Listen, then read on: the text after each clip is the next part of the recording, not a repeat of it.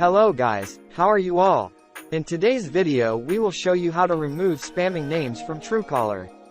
That is, you may not know that someone else has created a spamming name with your number, which can be seen if someone dials your number. So in today's video we will see how you can remove this spamming name from Truecaller. To do this, first of all, go to Google and search by writing unlist Truecaller. First of all, after entering the site, log in with your Gmail account. Now you click on change my name, then go one down, then see the text I want to unlist.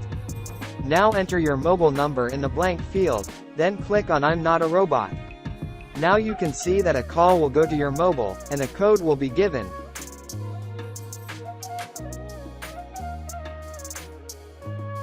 You enter that code number in Truecaller. So friends, after entering the code number, you can already see that our number has been unlisted.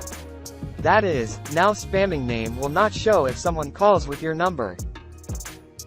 Guys, now searching my number and you can already see my name but no more spamming name.